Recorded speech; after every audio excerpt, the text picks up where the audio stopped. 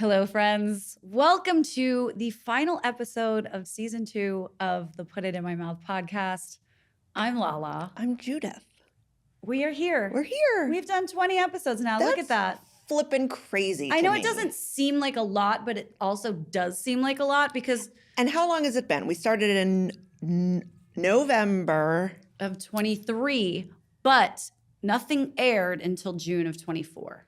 June of 24, and now we're only in February of 25. It hasn't even been a year that we've been releasing videos. So, yay for us. Mazel tov. Right? Like this dumb little idea that when I first moved to New York during the pandemic. Oh, we're going to do a podcast. Okay, and we did. We did a podcast. Oh, fuck, now I have to do a podcast. We're currently doing a podcast. Like, actually right now. Right now, yeah. So that's fun, no, right? It really is fun. And speaking of us doing a podcast. Yeah. Oh. I don't want to make you feel uncomfortable because you know that we're going to talk about this. But people have reached out and made comments as to you looking amazing. Losing weight. Correct. Okay. And I know that our episodes, for the most part, were a lot out of order because we didn't do season 2. Like, for instance, State Club, we did 3 episodes ago, but it was the first episode that we shot. But we stuck it in later. However, so I bet that the difference between how I looked State Club and how I looked the last episode we aired, which was the last one we filmed, which is probably Schneider. Like 2 different people.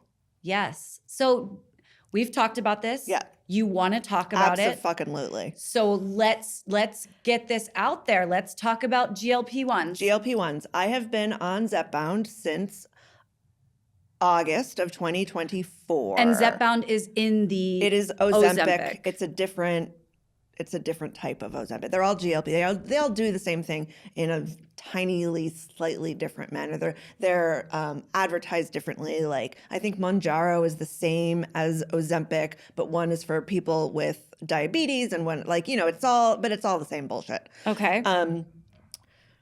So I have always, my whole life been relatively thin with relatively low effort, right? We are blessed with good genes in general. And then once I, hit my 30s, all the ladies say it, but it started getting harder and harder. I was able to lose like 15 pounds for my wedding, which was in 2017. And that's the last time I was able to do what you're supposed to do. Exercise more and eat less and lose weight. You looked great at your wedding. I looked great at my wedding, and I worked at it, and it worked, and it happened. And since then, since 2017, I have been absolutely, completely unable to lose weight. And in fact, as I was trying to lose weight, it's like, all right, I have to lose these 10 pounds. Okay, I have to lose these 20 pounds. Okay, I just have to lose these 30 pounds. And it started to take over what I was thinking about all day, every day. All I thought about was what I looked like, what I was eating now, what I ate this morning, what I'm going to eat. It was all the food noise, which is what people talk about. I felt terrible, or I felt okay. Like, well, I just had that salad. I'm still starving, but I ate the fucking salad. So what was the tipping point? What made you decide, okay, I'm going to take this, what many people are calling this miracle shot? I think, and I hope that maybe I'll be able to be this person for somebody else. I talked to somebody close to me who was like, yeah, I've been on it for 2 months. Because I was like, you're looking really good. And I was like, dish it, tell it. Like, I asked all the questions. And she laid it out to me. And she was like, I fucking love it. And I was like, if I can fix this, I'm gonna fix this, right? Because it's like, oh, we do a little stuff to our face. It's of course we do. If we want to feel better, we give. And there was a time when I was like, I would never do Botox, or I would never do filler. But then I was like, you know what? I can just fix this little with a little boop, boop, and I'll do it. So it should be the same with the way you feel about your body. And I was a little nervous because it was like, all these side effects, and it's at the time it was really difficult to get your hands on it because everybody was on it. Everybody had just started. There was like a backlog, whatever. And so I went to the doctor, and she was like, you are a perfect candidate, like the right age, the right circumstances. Like, and she had just been to what's the thing called where a lot of people go to a hotel and talk about something? Seminar, a conference? Yeah, a conference. Okay. She had just gone to a conference about specifically about perimenopausal women on GLP-1s. Oh God. Which is... This is where we are. Right, yeah. And she said, absolutely, you're 100% a candidate for it. She prescribed it to me. I fought with my insurance company for about 4 months until I was like, I don't fucking care if I have to pay. I pay half price. Okay, here's another question I have. Yeah. How much does it cost? I pay $500 a month for it. So it's $1,000 a month? Yes. Oof. I don't know. I know that you can now get it on like Hims and Hers, and you can get like compounds. They're not the whatever. Skinny RX and Joie and Wellness blah, blah, blah. I haven't really looked into that, and I'm not quite certain that this won't change in the future. I think it's only going to get less expensive. That's what I think. Anyway, I said, fuck it. I'm so miserable in my body. I'm so miserable in my body and in my head. I cannot take it anymore. I am so ready to see if this works. Okay, so it clearly has. You've lost how much weight now? I've lost 40 pounds. Since August. Mm-hmm. Congratulations. Thank you. You look, I mean, it's made everything better. And I'm not saying that like, oh, everybody should be skinny to feel good. But I personally was not feeling good about how I looked, and then how I felt even worse about how I thought about how I looked, right? So my mama did not raise a girl to be like, I'm so fat, I can't lose any weight, and I only eat salads, and it's really hard. Like that, my mom doesn't want to hear that shit. Like that's not the way. Well, that's not you. Right. So I started hating being that person. Like, it's so hard, and I can't. Fuck it. I don't fucking care. And I started to have to buy like bigger underwear. You know what I mean? Oh. Like it was like, okay, my pants are too tight. So you started to feel shame. And I'm like, I have to buy a large panties? Like what the fuck? Large panties. That's the name of my next band. So I started in August, and it just took all the weight off, and it made everything better in that I love clothes. But I couldn't wear any of my clothes. And all of the new clothes I was buying was clothes to hide myself. So I'm able to wear my clothes again. I stopped wearing makeup. Well, I was going to say, how has this affected how you move through the world? And I stopped getting my hair cut. I would just put it, like I finally got, after whatever, a year and a half, I finally got like a real nice haircut because I started feeling good about the way I look again. And people started saying, oh, I really like your outfit. And it's like, I mean, you've always been stylish, right? But I stopped being stylish because I didn't care what clothes I put on my body because I felt so horrible about it. And I stopped putting on makeup because it was like, I don't fucking care. I don't care. So everything has gotten, I'll get up an extra 5 minutes early, 10 minutes early to like do my mascara just because I feel better about the way I look. And I forgot how good it is to feel cute. So, yeah. It's really fucking fun to feel cute. So this is a food podcast. Let's talk about, I think what the biggest thing is, and believe me, this episode isn't going to be all about this. We're going to go into our whole chain restaurant extravaganza that we did. But, I do want to ask you a few more questions about this before we talk Olive Garden for 30 minutes. And I want to know, there's this thing people talk about called food noise. Mm-hmm. And everybody who takes the GLP-1 seems to say it silenced the food noise. So talk a little bit about what food noise is to those people who maybe don't know or don't understand. I did touch on it a little bit. It's just like, what did I just eat? What am I going to eat? What am I going to eat tomorrow? Oh, it doesn't matter what I eat because everything I eat makes me, gain weight. I have to go to dinner with my friends tomorrow and they're going to see me eat this stuff that I shouldn't be eating. So it translates into food anxiety. Food anxiety. And food I feel paranoia. Like we all have anxiety in our brain, things that take up a lot of space. And now, for whatever reason, it's that off in your brain. I've got more room to think about the revolution because there's less food noise in the brain. Right. I don't have to worry about it. This sounds so cheesy. I'm able to make better choices because I'm not freaking out. I'm like, slow down. You can No, eat, it makes so much sense. Make the right choice now. And also, I don't have to feel bad about Steak Club, or I don't have to feel bad about, like going out to a really decadent, fatty dinner. It's like, it's going to be okay. And also, let's talk about this. You're not able to eat as much as you were before. Yeah. If I overeat, it makes me really sick. I had a conversation with a friend who was saying, I'm working out all the time and it's not changing. And granted, this person eats out every night. And I think people also have this feeling being in the food industry, oh my God, if I take this shot, I'm not going to be able to. I don't eat food and then I'm not a food person. Or I'm not going to be able to enjoy food. And for people like you and I, our most favorite thing to do is go out to eat. So how has that affected it?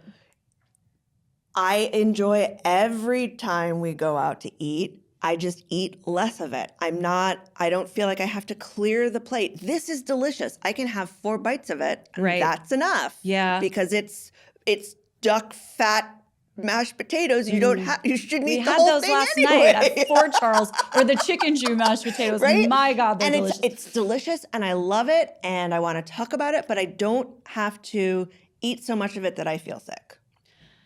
And let's talk about the other side. So we've talked about all these positives.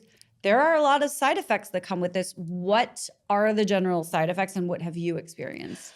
At the beginning, like after it's a once a week shot. Mm-hmm. So like the day after the shot, I'd be really tired. Okay. That has stopped. Okay. That was maybe just the first couple of months. It can, especially at the beginning, it's gotten a lot better. Some gastrointestinal discomfort. Yeah, I mean, not to like put you on blast, but there have been moments where you've been like, I'm fucking constipated. Yeah, or I'm going to shit my pants. Okay. The pendulum swings. Yeah. Or I'm going to go throw up just a little bit because I just ate too much. You know what I mean? Okay. Which is sort of like, oh God, now do I have a problem? It's like, no, you just ate a little too much and just get a little bit of it out. So, wow. I mean, we've talked about the cost, the side effects, how it's affected your mood, the food noise. My husband said, this is the best antidepressant you've ever been on. Because I've been on antidepressants since I was 13 years old. He hasn't known me since then. But it's just made me metaphorically and literally lighter. I mean, I will say, we've known each other since we were 18. And now we're in our 40s. So I've known you, I mean, you're my longest relationship. Aww. And the love of my life. I'm just not married to you.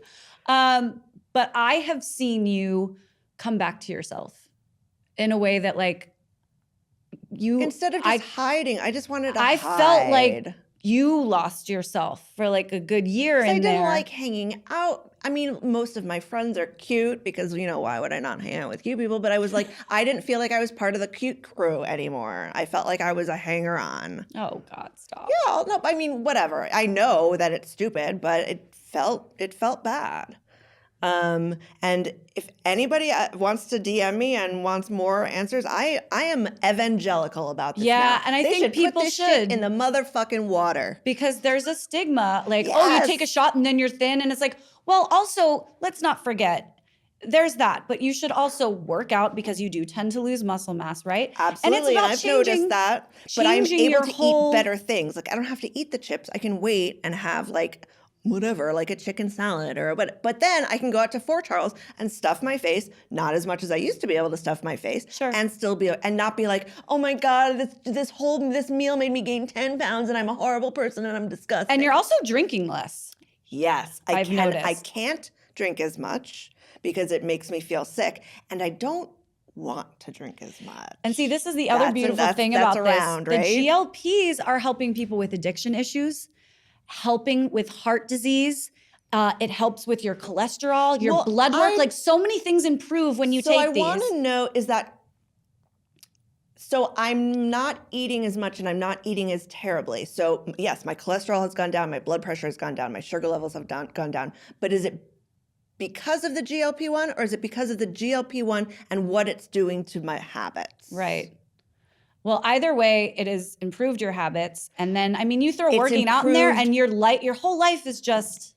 I was having like, I didn't want to call them hot flashes, but I was just drenched in sweat like most of the time. That's not happening anymore. Wow. And I don't know if that was just because I was carrying around 40 extra pounds or what. I don't care. I don't care. Put it in the fucking water.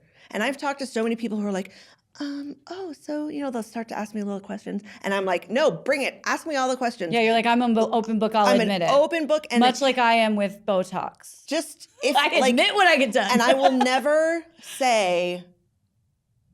never tell anyone to feel shame about it, because here's the thing. And I have talked to men about it, so I don't want to lump the whole thing into the whole thing. Let's close on this. We make women feel terrible about the way they look, and then we make them feel terrible about how they fix it.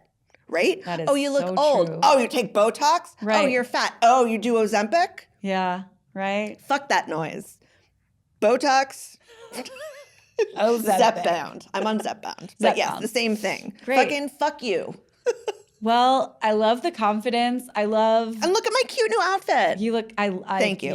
Yeah. It's and good. I'm able to wear it and not be like, I'm stuffing my fat ass into this cute outfit and people think I look ridiculous. Let's stop talking about this. You look amazing. If anyone has any questions, the story is fucking. If you feel like you want to do it, you should do it. If you want questions, I personally will answer them. I think that this is the shit. And I will plug my sister-in-law just for a moment. If you live in Maryland and you're wanting to do this, she has a company called Don't Wait Wellness, Weight, WEIGHT, of which I am one of her personal trainers. We take a holistic whole body approach, but she counsels people who want to do this. But she practices medicine in Maryland, so she can only have clients there. So if you listen from Maryland, please hit up Rachel Zimsky at Don't Wait Wellness. Otherwise, if you're not and you just have general questions, hit up Judith. If you have questions, I will tell you about my poop. I mean, we have talked, but I'll tell you about specifically Zepbound poop. Great. I love this. Okay. So now we have other things to talk about. Which I feel is sort of is part and parcel. Like maybe I wouldn't have said that let's do this experiment if I wasn't feeling okay about the way I look. Because what was our experiment? Our experiment was going to all the popular chain restaurants. And I was thinking about this morning. I'm like, why did we decide to do this? But I think we had a conversation where I was talking so much shit about these restaurants. And then I was like, wait a minute, when was the last time you were at an Applebee's? And I felt like such a hypocrite. Well, Applebee's I was at last year, which is why we didn't include it in this 5-restaurant roundup that we did, because it was so bad, Judith. I couldn't subject you to it. Like worse than the worst place we went to? I think so. Yeah. Wow. So my influencer friend who has over 1 million followers on TikTok and Instagram and all that shit, she was sponsored by them and she had to do a thing on their drinks. So she dragged me with her, and she lives in LA. So she was like, I have to go to the Applebee's in Times Square. And I was like, ooh, that sounds like nothing I want to do. And the food was so horrifying. And expensive because it's Times Square. Expensive. My God, a burger's $30. Whoa! There was an appetizer sampler platter where the mozzarella sticks, they weren't even melted. The quesadillas were dripping tomato. It was everything was just thrown from frozen into a microwave and reheated, and it was so bad. Okay. So I couldn't subject you to that. Okay, but other than that, we were let's... And look, those Red Lobster commercials, the way they do the slow-mo squeeze of the lemon onto the lobster tail of the shrimp, it looks beautiful. It looks appetizing. And I've been curious. I haven't been to a Red Lobster since I was a child. I haven't been to an Olive Garden since I was a child. I think this was the first time I've ever been to a Red Lobster. Okay, so here's what we did. For those of you at home, we started this conversation and we were like, well, fuck it. I guess that's good content.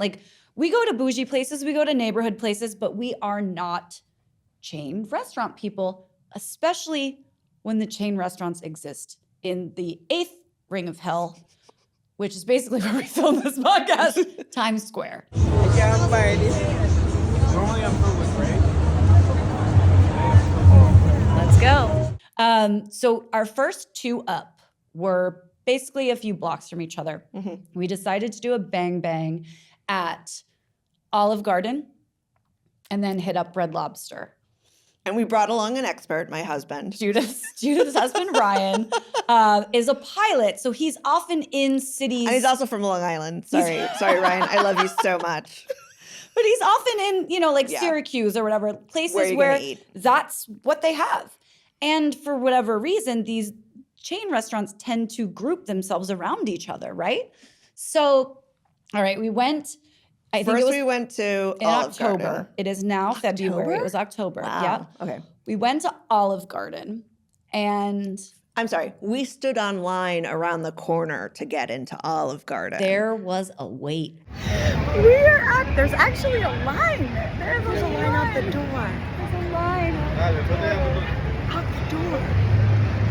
And We I don't had stand to on line. wait. I do not stand on I line do not wait for I'm clubs. sorry. I do don't. not. If I'm But not we on the were list, there. I'm not going. We had to do it. We had to wait in line. Stood on line for Olive Garden. And we waited around 25 minutes. We went upstairs and had a drink first. We sure right? did. Because there was more waiting to be done. And those drinks were, woo. All right. Not that expensive though, right? They were like $8. Oh my $9. God, that's the thing. The drinks were so cheap, but they were all called like Tuscan Sunset or like Colors of Italy. And they were all like layered 3 colors, like blue and green and like yellow and orange. It was all sugar water. And they were all horrifying. They were like the worst knockoff, like Gatorade, nasty sugar, gross, with apparently alcohol in them. Didn't taste any and did not get a buzz. Not convinced. So not convinced either. But you know, $8 drinks in Times Square if you want to go wait. And the place was online. jumping. The place was packed. It was packed. Okay, so then we ventured from our bar area to the dining room. A gigantic packed dining room. Correct. And I think our strategy was, this is supposed to be an Italian restaurant, right? Like Olive Garden claims that they have chefs from Italy or that their chefs train in Italy. Or something. Which I Googled it and it seems to be partly true. Okay. The wording is iffy. So we're thinking, okay, well, let's just get, and knowing we were going to Red Lobster right after, we didn't want to order a ton of stuff, but we were like, let's get some Italian classics, right? Like what? Right. Okay. Let's be very specific. Italian classics, which is what we did wrong. Which is apparently what we did wrong. Right. Because the whole time, Ryan, your husband, was like, you have to get the fettuccine Alfredo. Alfredo because it's garbage and it's what they make good. That's what they do and we're well. like, no, we're going to order the pasta fagioli. And I mean, chicken parm isn't really Italian. And the bolognese. Okay. Let's start with the salad and the breadsticks. I am so surprised that is a salad that people talk about. It was just nothing. It was nothing. There was no. It's I was it's upset. olives, it's red onions, and both and you and Ryan were like, "Oh, it's great. We're eating it." I'm like, "But I why?" didn't say great. Not great, but I mean, it was like I don't get it. It was like brown iceberg. It's easily digestible. It wasn't a horrible The salad. first breadstick was delicious because it's just salt and like chemicals on a piece of white bread. It's essentially garlic powder and Yeah. salt. But I mean, as soon as what's that wrong with that? breadstick, nothing. But as soon as that breadstick is no longer warm, which happens fairly quickly, they just get kind of dense and chewy, right? And they are very overly seasoned. The soup. Again, it's fine. The soup was so bad. It was pasta e fagioli. Right. And like you can get better canned soup at the bodega. Absolutely, because this pasta tasted like chili. There were white beans, red beans. It literally just tasted like a chili. but not a good chili. No seasoning, no salt, No salt. which was weird. Just no flavor, thick and gross. And the pasta in it was just slimy and overcooked. And anyway, it was horrifying. So then we move on to this chicken parm. Mm-hmm. Which And came with spaghetti? Okay. And then we have photos. We'll edit in photos so Oh, people can will we? see what So you we can were see- eating. You can see the pasta. Yeah, cue to the chicken parm photo. And I feel like, how the chicken parm was like edible, but It was fine. It was kind of dry and like Very dry. surprisingly not seasoned well. Again, yeah. However, I mean, put some salt on it. What's the thing? so then we had the bolognese. It was a rigatoni, right? Yeah. With a sauce, which both of us took one bite of and just looked at each other and were like, No, thank you. no. It had the weirdest aftertaste. And you just kept saying like, I feel like I'm just eating chemicals. To me, it tasted like bad old meat. Well, there's meat in it. Could it have been bad and old? But the sauce on the spaghetti with the parm was way better. Terrible? It was not terrible. It was not terrible. Right. And also, I will say that none of the pasta was overdone, which I found surprising. We did comment on that. I was like, it's going to be gross and squishy. It wasn't. It was actually al dente. The rigatoni was actually cooked correctly. Yeah. It was just that sauce was so bad. Okay. And then where'd we go? Okay, so that was our Olive Garden experience. And like your husband said, maybe we shouldn't have tried to go authentic and should have got the Alfredo. Right. But Alfredo is just, it tends to be so thick and gross. But I mean, we didn't have good food, so maybe that's what their good food is. Yeah. Not that I'm going to go back and give it a shot. No. Nope. Don't need to ever go to Olive Garden again. Sorry, they're not going to sponsor this podcast. So then we ventured like 2 blocks away to the Red Lobster. Not as bumping, no line, crowded, lots of empty tables. Yeah. And you know, we're Maryland girls. We like seafood. We sat down and Ryan immediately was like, got to get the Cheddar Bay biscuits. Which has a little disclaimer that says this has your salt intake for the day. And basically like a heart attack warning, like next to it, like consuming this will these. probably kill you, but they're salty and delicious. They were great. I found them too salty. I didn't like them. I couldn't eat more than one.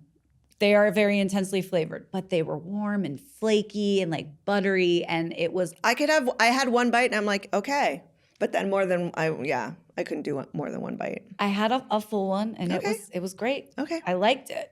Okay. Also, we had margaritas there, which I appreciate. They were large, and I'm always wondering, like at Olive Garden, like is there actual booze? Is there actual booze? It came with a little sidecar like a plastic shot. That you could also dump into it. And it was shitty tequila and it was shitty sour mix, but it was like only like $9. And I was like, I at least appreciate that I know that there's booze in this. Okay, because it had a little sidecar. Yeah, it was cute. It's like a goblet of martini. Yeah. Also have a photo of that. Okay. Insert. Okay, so then, you know, we're looking at the menu and we just decided gonna get what they're known for. The classic feast or whatever, right? The classic feast platter for 2. Okay. It was $50. Okay. And it was like you choose 3 things and then you choose 3 sides, right? Yeah. So it was, you get to choose, I think 2 premier seafoods. And we got the scallops, grilled scallops, and the lobster tail. And the lobster tail, naturally. And then you got to choose 2 other seafood items, which we got shrimp scampi and grilled shrimp. And then you get to choose a side, 2 sides. So we did fries and mac and cheese. And I think that was it, right? So look, this platter had a lot of food on it. Had a lot of food. It fed 3 of us. It fed 3 of us. And $50. Drum roll, please. It wasn't bad. My drum roll was bad. But your drum roll was bad. Terrible. But the food was actually tasty. We didn't mind it, right? I think every time we took a bite, we were like, that scallop is actually that's pretty good. Cooked correctly. And the lobster tail was not like rubbery or gross. Or cooked into oblivion. And the shrimp weren't rubbery. Yummy. The grilled shrimp didn't really have much flavor, but the scampi and the butter was good. The scampi was perfect. The fries were good. The mac and cheese was a little, whatever. I mean, push comes to shove. If you're going to have to go to Red Lobster, you're not going to hate it. Right. I mean, I think if I were taking a road trip and I was confronted with an Applebee's, an Olive Garden, and a Red Lobster. Hands down. That Red Lobster's winning out every time. I wouldn't mind going there again. Amazing. But fucking we were wrong. Do not suggest that we go to Olive Garden ever. No. We don't need to do All right, that. so we did that. Mm-hmm. We were quite surprised. Yeah. You know what? I'm bummed that all the TGI Fridays have filed for bankruptcy and they don't exist anymore because in my teenage memory, my high school boyfriend and I used to go there all the time and I loved. That was like your date night. Oh, yeah, that and Sizzler. I love that Are there Sizzlers anymore? I think there's like 1 or 2 left in the country, but I think all the Fridays are closing because there used to be one right here in Times Square, and that was going to be part of that, but it's closed. All right, so we just did those 2 in We Times just did Square. those 2. RIP, TGI Fridays, and their fucking mudslides and Oh, yeah. yeah. I mean, you can get their like loaded skins in your grocery store. Right, frozen. But not the same. Okay, so then in our research, we were thinking we might go to Queens, but it ended up that we went to New Jersey, took the path. New Jersey, on the path. The first time you've ever been on the path? Very true. Yes, correct. Was it the first time that Candace was on the path? I don't remember. It definitely, we were, and it wasn't Hoboken. We went like far. Not We went far. to We went, like, Secaucus. Secaucus. Yeah, real far. So it was the 2 of us, Candace, our producer, and our friend Samantha, who heard about this, and she was like, I must coming. be invited. And we were like, Okay. great. I mean, we can always use another expert. Yep, and another mouth. So we found this area that had a Chili's and an Outback pretty much Next to each other. And then the Cheesecake Factory was not that far, maybe like 15-minute Uber right away. So our very first stop was Cheesecake Factory. Now, look, I have experience with Cheesecake Factory. Okay. I feel like in terms of chain restaurants, there's one in the Annapolis Mall. Oh. So when my grandparents were still with us, even up to 4 years ago, and we would all go out to lunch, that's where we would go. Okay. We would go to the Cheesecake Factory. And these sorts of chain restaurants were not part of my growing up experience. It just didn't happen. So I was... Yeah, the chain restaurants that I went to when I was younger, we did go to Olive Garden, but there was Ruby Tuesday. Ruby Tuesdays, right. Cheesecake Factory is sort of more recent in my mind. Okay. But I couldn't, even though I'd been there within the last 4 or 5 years, I still couldn't tell you if the food was good. I remember thinking in high school that the food was good and that it was like a superior chain. Okay, so what did we order? Talk about our Cheesecake Factory order. We had like an egg roll sampler, right? Because they've got like different egg rolls. Everyone talks about those fucking avocado egg rolls. Avocado egg rolls, and there was like a cheeseburger egg roll. Cheeseburger egg roll. There was like a Southwest egg roll. Right. And what was the 4th one? Is there an Asian? 4. Like an actual Asian egg roll? I'd have to look at the photo. No. Wait, was there a tuna? No. No. There's a cheeseburger, a chicken, then like a bean and corn. Maybe the bean and corn one? The Southwest. Anyway. It was fine. It was fried. So we got that. Oh, also, Candace got wine, and it was like a goblet of wine. For like $13. They're gonna give you a pour. I ordered a martini because I was very curious, and they have a vodka martini on the menu. And I was like, you know what? This may be a terrible idea, but not bad. It came out very cold. Okay. It was a little too dirty for my liking, but I'm not a dirty martini person. I'm a 50-50 martini person. It was vodka and I'm a gin person. But all in all, it was not terrible. It was not a terrible martini. Okay. So, we also got the eggplant or the egg. Yeah, the egg roll sampler. We got macaroni and cheese, like deep fried macaroni and cheese balls. Cheese balls. Which are, they were fine. Sure. It's deep fried macaroni and cheese. But it was seasoned and flavored well, and the sauce was good. Mm-hmm. And then we split one entree, which was, God, I need to look up the name. Was it a chicken dish? Yeah, it was like a grilled chicken breast with cheese, asparagus, and then like a Madeira wine sauce, almost like a marsala. And then it came with mashed potatoes. Yes. It was actually good. It would have fed 3 people. It did. It did. And we were all sharing, but the entrees are huge. That plate was huge. It is the entire calorie consumption of what your whole day is. It's like 2,000 calories. Yeah. But it was good. It was good. And what we found out was, which I kind of like this and it makes me feel better about going there, was that Cheesecake Factory was founded in, I think, 1978 or maybe the early 80s in Beverly Hills because this woman was baking and selling cheesecakes out of her home. So her son decided to open up a restaurant to showcase her cheesecakes. Apparently the family, all these years later, still owns the Cheesecake Factories. And there's only I don't know, like 100. There's not like thousands of them like there are Chili's and Olive Gardens or whatever, but they still have the majority share of the company. And it does say that everything is made from scratch. Their mashed potatoes, their cheesecakes are, I mean. Okay, let's get to this. That cheesecake was fucking good. It was fantastic. That cheesecake was better. I'm going to repeat myself. Yes, that cheesecake I will too. Was better than any cheesecake we've had at any of our steak clubs. And let me tell you, we have been to some bougie ass We have New York been to some City real fancy steak clubs steakhouses by famous chefs. Yeah, steak club, cheesecake, no. Fucking Cheesecake Factory, I understand it's in the name, like please don't fuck it up. But it was delicious. It was delicious. We were like fighting each other for it. And we just got the basic one, just the plain. We didn't want like the cookies have, like, and cream or the 35 turtle or the different- raspberry. Like just But wanted now to I want to go back and get them all. just wanted to taste I mean, the I cheesecake. don't want to go to Secaucus to get cheesecake, No. but they were delicious. It was delicious, light. It wasn't too dense. It was airy. It was just the correct. temperature was right. Yes. Mm-hmm.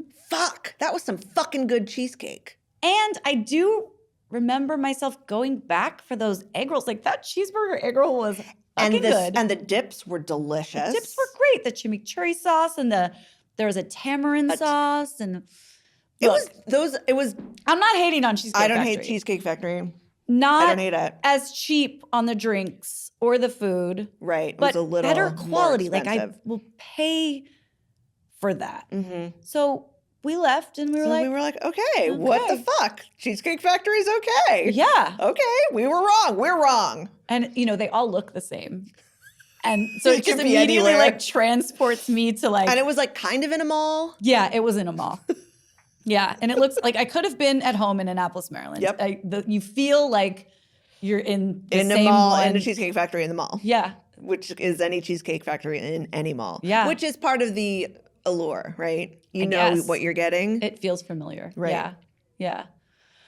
All right. So then we left Cheesecake Factory, making sure to not overindulge. We didn't finish the cheesecake on principle, I think. We didn't? Maybe we did, but I don't know. I think we were just like, pace ourselves, ladies. Like we've got some to do more Chili's and eating Outback. to do. So we headed to Chili's, which our friend Samantha, that was the one she was most excited about. She was raving about it. She loves Chili's. She's like, I really think this is going to be the one that like you're surprised by and that you really like. I remember us in college going with our friend Jeff to a Chili's, and I don't really remember the food so much.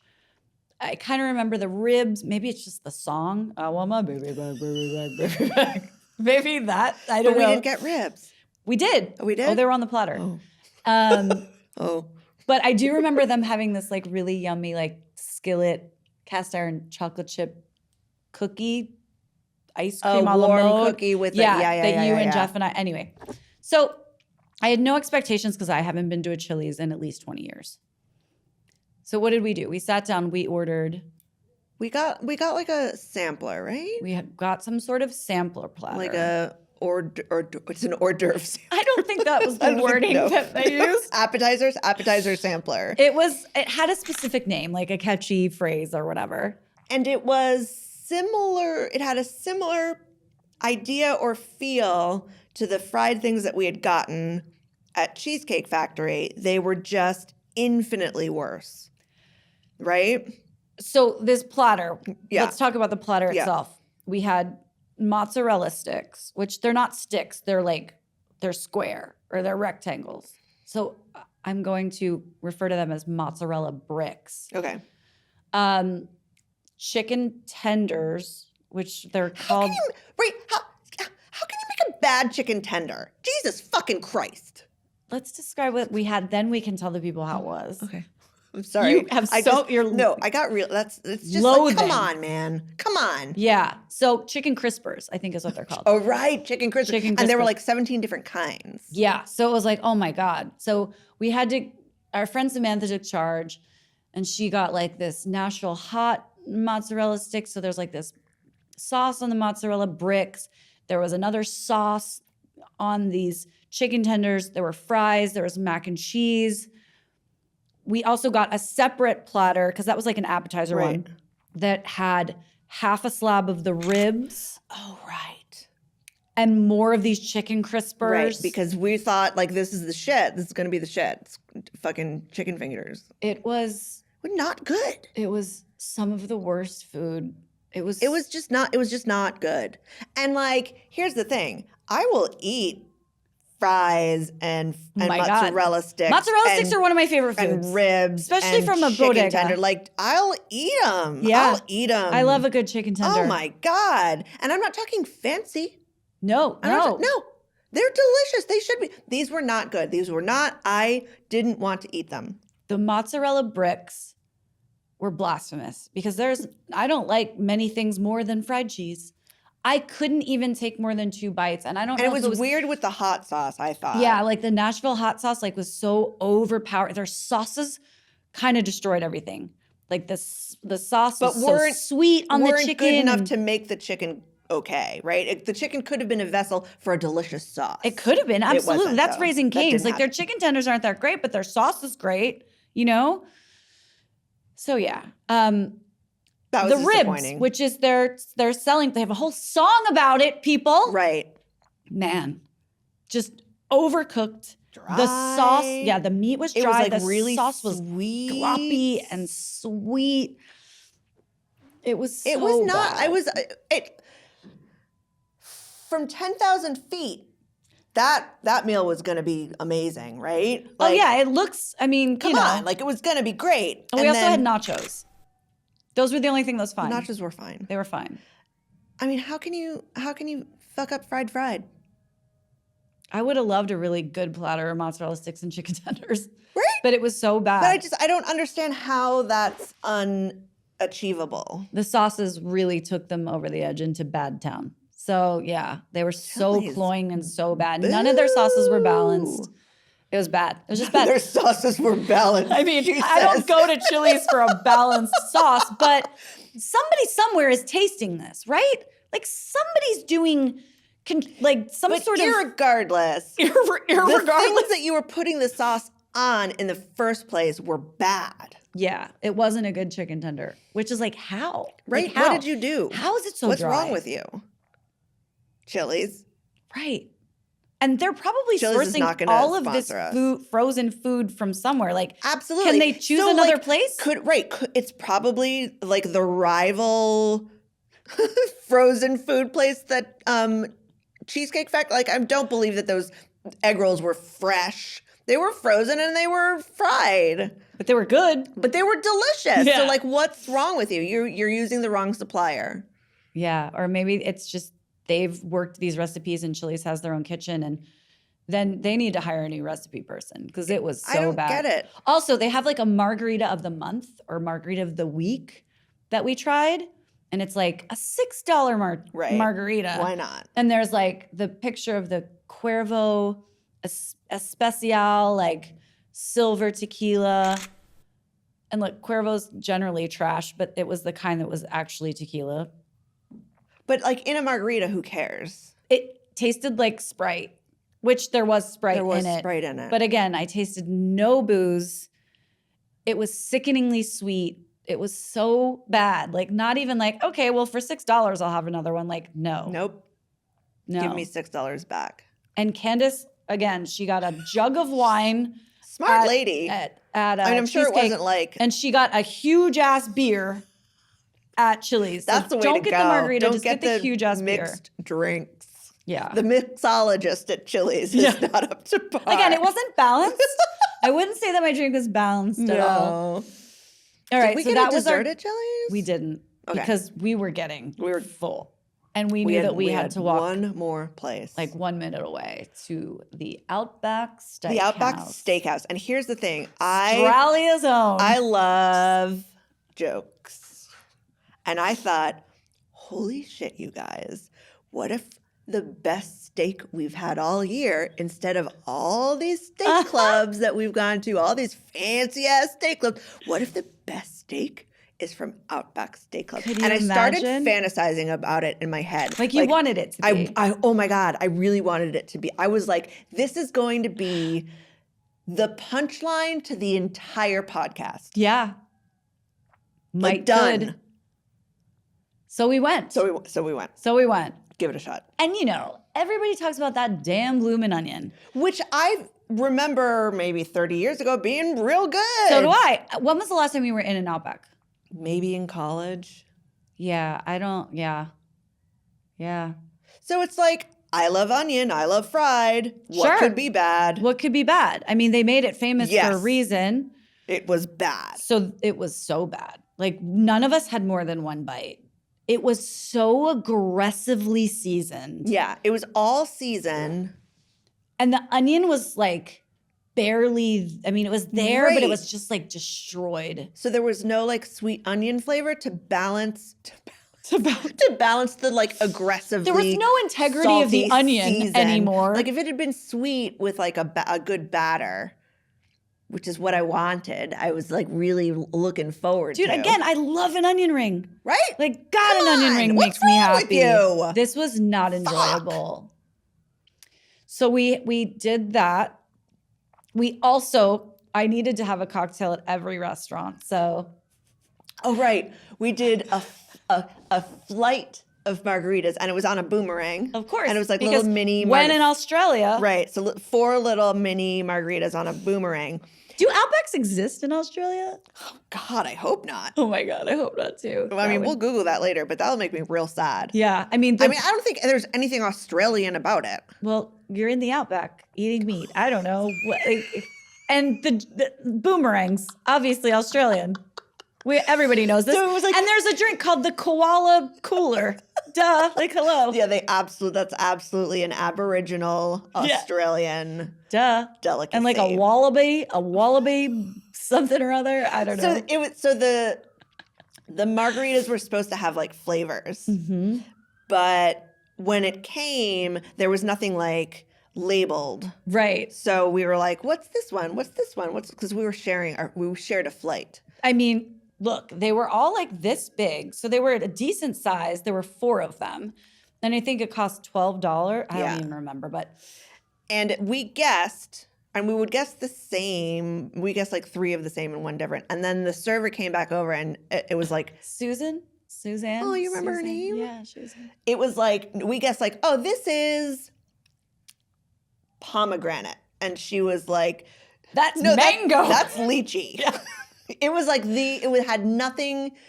And then I'm like, all right, just close your eyes and taste them. Uh-huh. They were just all the same. The mango did not taste like mango. That was the one that I was convinced was lychee. I was like, you could, like, that can't be that hard to do. Right. With just like a syrup, a flavored syrup. A flavored syrup. Like, how is that difficult? None of them tasted like what she said. Maybe vaguely. Like the berry one vaguely tasted of berries. The only one we got correct was the classic, right? Because it just tasted like sour mix. Yeah. My God. Okay, so then main event. We're like, okay. We're going for the motherfucking porterhouse. Right? And the motherfucking porterhouse. It's like $35. Was it $35? And I was like, this is it. This is it, you guys. This is the day I've been waiting for. This will be the best porterhouse we've had in the history of Steak Club. And it comes with 2 sides. So we had a Caesar salad and a baked potato. Caesar salad. Also, a national Australian delicacy. Oh, absolutely. Mm-hmm. I ate so many Caesars there. Yeah. It was created in Tijuana. Did you know that? The Caesar? The Caesar salad. Oh. Yeah, created in Tijuana. Anyway. But it wasn't good at the Outback. I mean, actually, no. If I had to choose between the Caesar at Outback and the house salad at Olive Garden, I would absolutely choose that Caesar. 100,000 really? million%. Absolutely. I think I might not. It was just shitty lettuce. I was fine with that. Shitty canned, I was absolutely cool bottled with it. Caesar, and then like the long pieces of parm. I was fine out with of the thing. It was fine. I didn't hate it. It didn't taste like anything to me. It was just like watery. Maybe my expectations at that point had been so sorely abused all night that they were just, my taste buds were done. And I mean, the baked potato was a baked potato. It had cheese and sour cream. I don't even remember eating the baked potato. Candace mostly ate it. She asked for it without bacon bits because she doesn't eat meat. I don't even remember the baked potato. So okay, so let's talk about the steak. It arrives on this platter, Mm-hmm. like a fajita platter, like a skillet. Yeah. It was very thin, Super thin. very, very thin. And it had the char marks It had the grill marks. which I'm sure is fake. Yeah. Like isn't actually from a grill. But the meat was the weirdest color. Right. It was like, is this pork? It was like, it looked like lighter meat that had like a reddish color from the spices they put on it. Oh, right. It had a weird spice rub. It did not But yeah, look I was like, like is this beef. mutton? Like, what the fuck is this? So I don't even know what a mutton is. So was it the greatest? It wasn't. I really wanted that to happen. I really wanted that to be. It was the really the bad. thing for It was really bad. And then at another, like, close your eyes and taste it. And I was like, we did this. maybe it's chicken. That's the thing. When you were taking bites of this steak, if you closed your eyes, You're like, it tasted like chicken. There's no way, if you did that to me, that I would ever say, oh, that's a steak. No fucking way. Obviously, it's not like dry really aged dry or anything, but like pork? there was just no like beef flavor to it. It just it tasted looked like beef. So your brain was like, I'm going to taste beef, but it didn't actually taste like that. it did not. It just tasted like seasoned meat. Like in like my mouth. meat, like lab meat. If the lab was like, I've created a meat for you. This is a meat. You may eat it. They might have done that. Yeah. It was It was really just like bad. vaguely meatish. Yeah.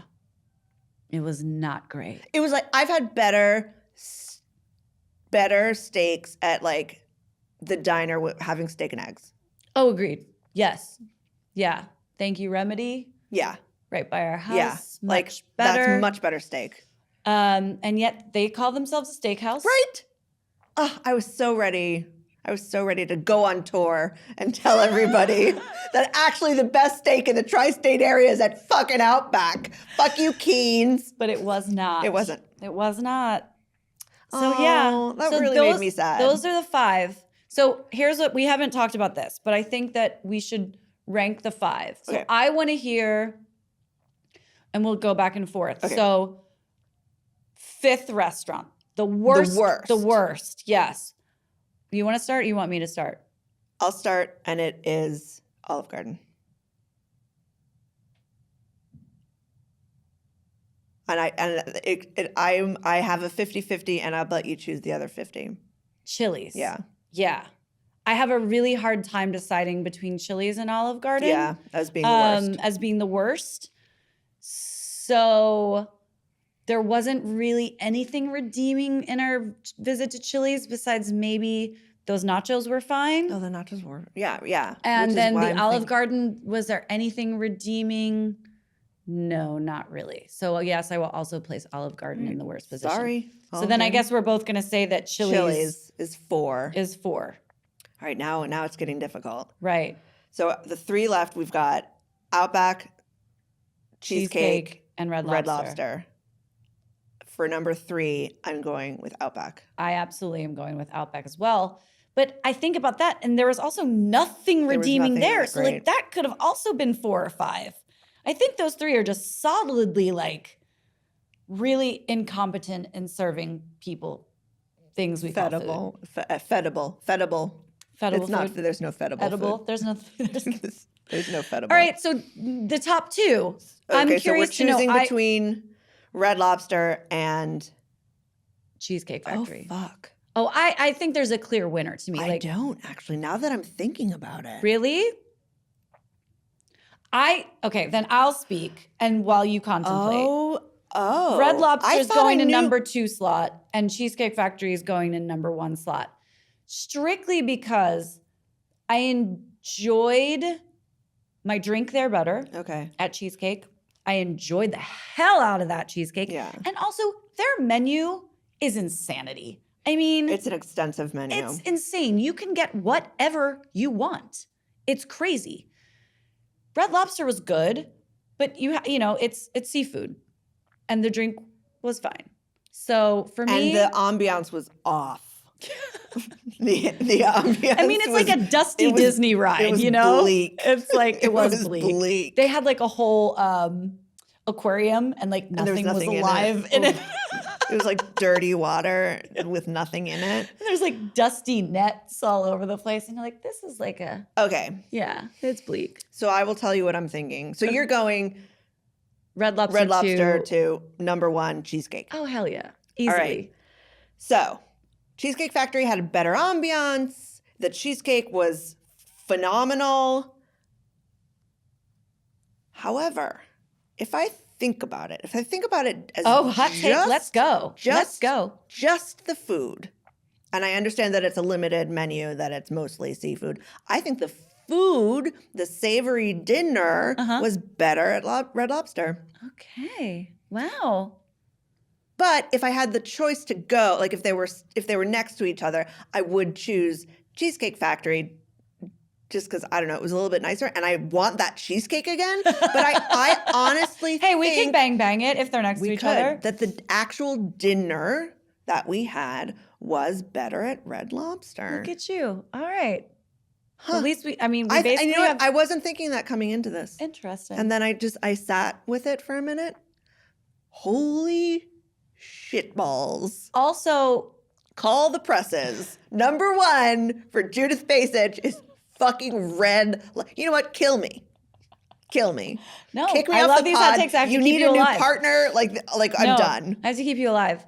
But it is funny that the infatuation also came out after we had already done the Olive Garden and Red Lobster. They came out with a whole list of chain restaurants. And we knew we were doing this. We just hadn't finished yet. And I was like, damn it. They beat us to it. But they also, they hit some other ones that we didn't, like Bubba Gump. Oh, right. And but how many Bubba Gumps are there? Yeah. Like in the and country? they did like Dave & Buster's. They also did Margaritaville, which Margaritaville didn't even get a ranking because they were like, this is just so bad. Like we can't even give it a number. It's just I feel so like bad. I've done a Margaritaville like at an airport in the Caribbean somewhere. Sure. Yeah, absolutely. And been like, I'm sorry I did this. Yeah. Yeah. They keep sending me emails I apologize for some reason. for the eating this. Times Square one keeps sending me like hotel deals. Because they know that you're on a chain restaurant. Or I don't know, that Wait, I'm looking for so love the at a infatuation, Margaritaville. what were their... Need to go stay at that hotel. It was like romance awaits. And I was like, wait, what? And it was like what if it does, Valentine's though? Day, like stay with us and get. Maybe we should do that for Valentine's Day. Oh my God. Let's Would look your into husband it. be upset? I don't even know if he's around. Okay. I don't care. Let's look into it. Should we go there for the night? Stay at the Margaritaville? I mean, you know Actually, what? they have a pool. I just told the world that I think that Red Lobster is the best of all the chain restaurants. I think I'm done as far as like credibility is Look, they concerned. have a pool, so I would go in the summer for the kitsch of it all. Maybe we should wait, see if they have any summer deals.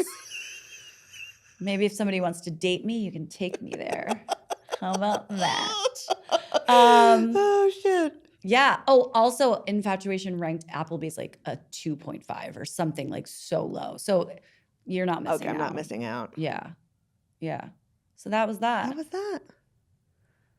Dude, is there anything else you want to reflect on over the last 20 episodes? What about this? Since we're kind of in the beginning of the year, still in February, are there any food trends or trends in restaurants that you want to put to bed? Like, go the fuck away. I never want to see you again. I mean, I know we kind of talk about this in our I don't fuck with that segments all the time, but out of all those segments, we've done 20 of them now.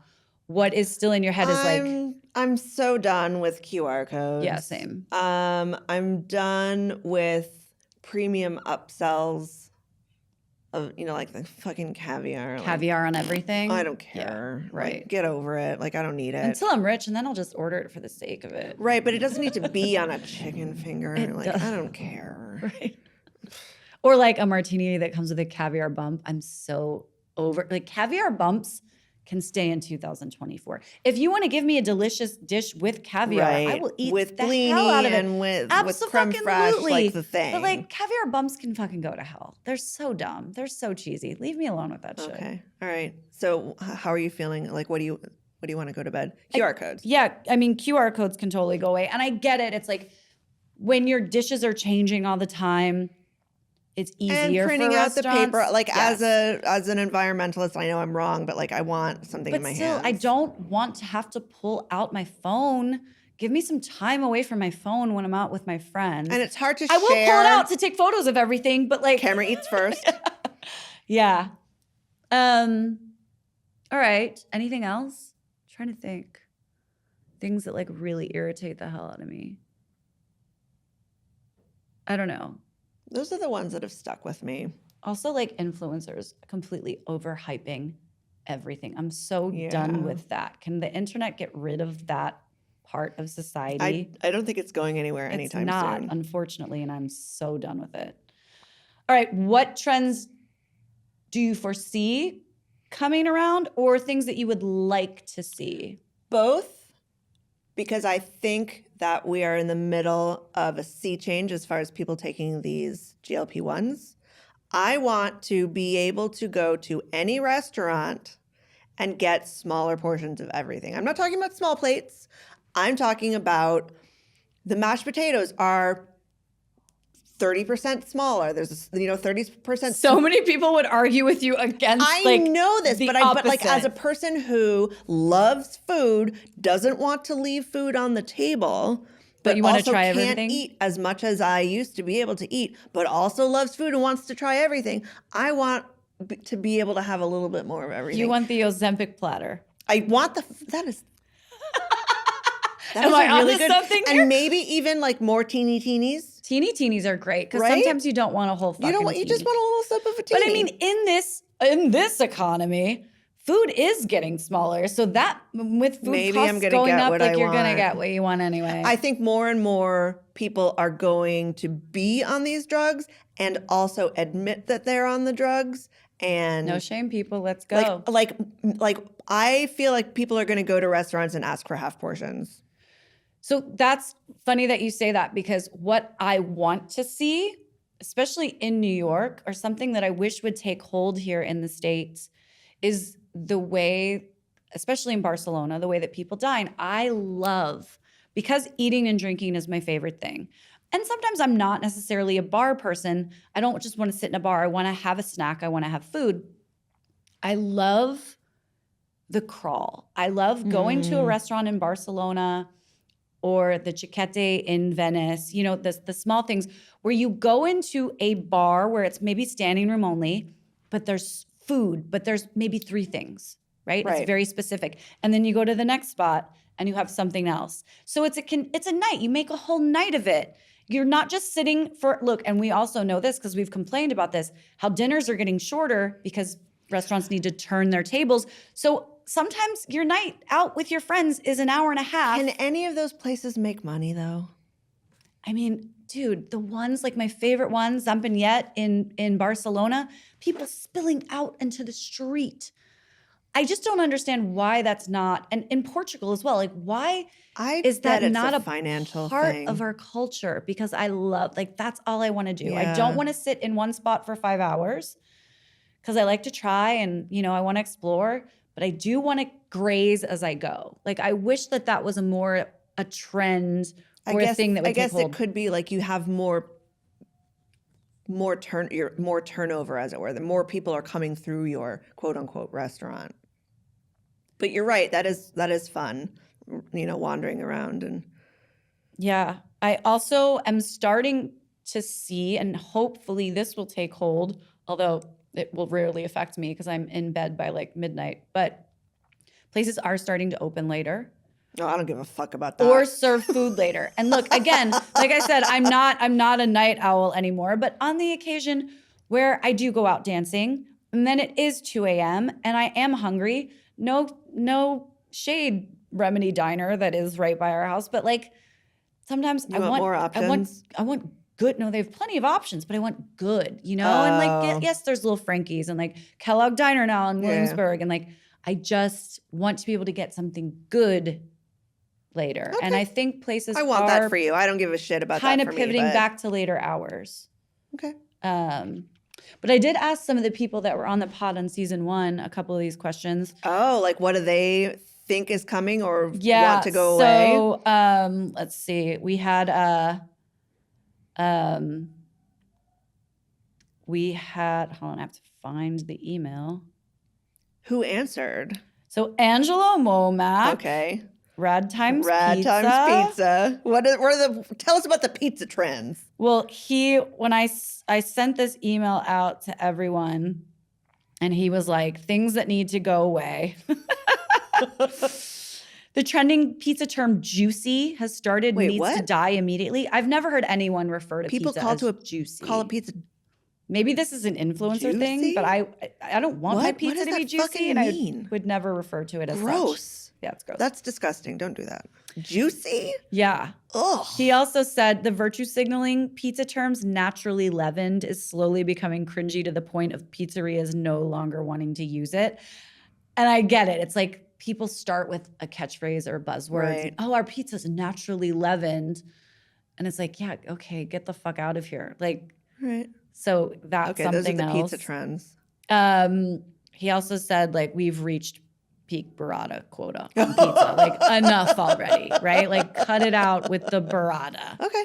And I kind of agree. Like, I feel like you see burrata and look, burrata's delicious, but you just see burrata on so many menus. And it isn't good everywhere. No. Sometimes it looks like it's going to be good, and then it just doesn't taste good. It just tastes like, Yeah. Nothing much. Jeremiah Stone from, Wild Air Contra Brass Test. He's like, I'm really over people using vegetables, which I think is sarcasm. Okay, no, I don't think he really means that.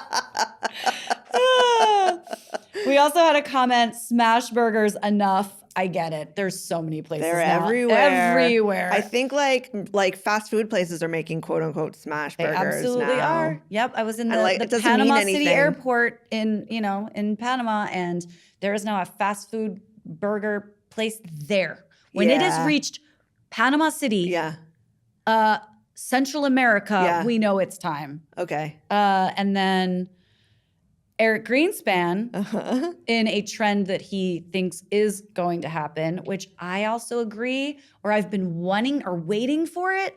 And I'm actually surprised it hasn't happened yet. He said it's hot fish time. Hot fish sandwich we just time. kind of had a hot chicken sandwich. There was thing. a hot chicken moment. So it's like fried fish and I agree. sandwiches. So when I was in Nashville 3 years ago, I went to Bolton's. I did a whole like hot chicken sandwich crawl place. And one of the best things I had that whole weekend was a fried catfish sandwich. All right. It caused me to sweat and really fucked up my stomach. I mean, that whole crawl really did something spiritual to me. For a few days, I was unwell. It was like ayahuasca, except it was hot chicken. The demons, they were coming out. But that hot fish sandwich. Yeah, so I agree, Eric. Hopefully we see some hot chicken in our future. That's all I got, except I have one more topic of conversation that will be quick. Okay. But I sort of have a little bone to pick with you. Oh, Jesus. We agree on most things. But in watching back all these episodes, and like I do some of the editing and stuff, and we have very strong opinions on pizza. Okay. You believe that all pizza is good. I believe that the point of living in New York City is that the pizza is good. And all the virtue signaling about the naturally leavened sourdough bullshit juicy, like, fuck you. I know you want all the pizza in New York to be good. I'm not saying it's all the same quality, but like when somebody said, I don't know, I don't have a favorite, they're all good, and you said that's the right answer, I cringed inside. Because to me, that is not you can't go, and then you went on this thing like, well, you can get a good dollar slice and blah, blah, blah. Look, it does come down to ingredients. Like Lindustry, Mama's Chew, their ingredients are impeccable. Scars, milling their own flour. I mean, the tomato sauce is balanced. Hi, that's the word of the episode. But like, then you go into a dollar slice. I'm sorry, they don't give a shit about their cheese, their sauce, their quality ingredients. And sometimes, yes, that pizza is garbage, and I have thrown it in the garbage. I have never once in the history of my all the time in New York City thrown a piece of pizza away. I have, and recently too. And I don't know if I should call out the place, but there's several locations and it was inedible. And I was like, I can't eat more than 3 bites of this. There was so much cheese and it was so thick and it just wasn't cooked properly. And oh wait, was it when we had the Little Caesars and the Domino's? oh God, no. That was a fun episode.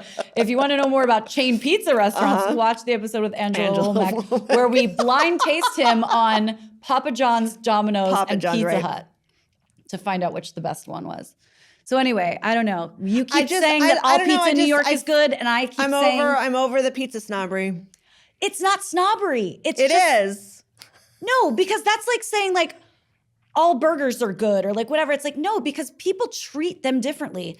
And the people that have— I am not shitting on the people who are dedicating their time to making really beautiful, lovely pizza. How am I saying there's definitely better tiered pizza being a pizza snob? I guess I just don't care about it. Okay, then you just don't care. I care deeply. Okay. And maybe this is one of the only things that we disagree on. And that's fine. We need to have something contentious in our life. Yeah. And it should be pizza and not really anything that matters that much. I mean, it's definitely not that. Wait, what did we decide was number 5? We went with Chili's. We went with Chili's? Olive Garden. Olive Garden. Which now I'm thinking it may be Chili's. I'm rethinking. It may be Outback. That was so bad. It wasn't meat. I don't know what that was. Anyway, position 5, 4, and 3 are all the same to me. It doesn't even matter. Yeah, but 1 and 2. I'm gonna go to bed thinking about this. Oh my God. All right. Anything else you want to say to the people at home? No, thank you for watching us for fucking 2 seasons. Yeah, 20 episodes. That's Look, a lot. we have merch. We've got merch. It's real cute. It's a mug. We got a mug. We got a cups. cup. I mean, buy some merch. Like, donate. I don't know. Support us. That's what So give us some money. Yeah. If you want to see season 3. We're going to say this again. I know we've touched on it. And if you've made it to the end of this episode, thank you. But we have completely self-funded the first 2 seasons and it costs a lot of money. So if you would like— you got $10? Give us $10. Yeah, anything helps, Sponsor an episode, we'll shout you out. I appreciate the people who have contributed. Tammy Lima, Rebecca Lakutis, Matt and Janet Zimsky, my parents, of course. Thank you. That kept us going for season 2. So season 3, we'll see what's up. Mm-hmm. Hopefully we'll be back in the studio in the next 2 months and, have some more fun content for you. Mm-hmm. Mm-hmm. I love you. I love you. Look at us Thanks. making a podcast. And talking about chain restaurants. God, we're such closing the serious food season people. on a real clincher. This is the Pulitzer Prize winning God. podcast. We're gonna win so many Put It in My podcast Mouth. awards. Yep. All right. Until next time, thank you. Hit us up if you want to throw money at us. We Or have a talk about website. GLP-1s. I will answer all of your questions. There you go. Find us on @PutItInMyMouthPod on all socials. You guys are the best. Thanks. See you next time. Bye. Bye. What is, I like it. What Put It In My Mouth podcast is recorded at Podstream Studios and produced by Candace Fox and myself, Lala Zimsky.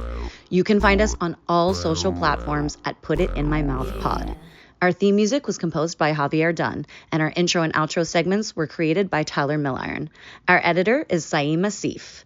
Do you enjoy listening? Well, we would love to take your money, so please consider sponsoring an episode or helping us out with as little as $5 a month through our Patreon. Your contributions help us continue to create episodes we love so much. Thank you. Yeah.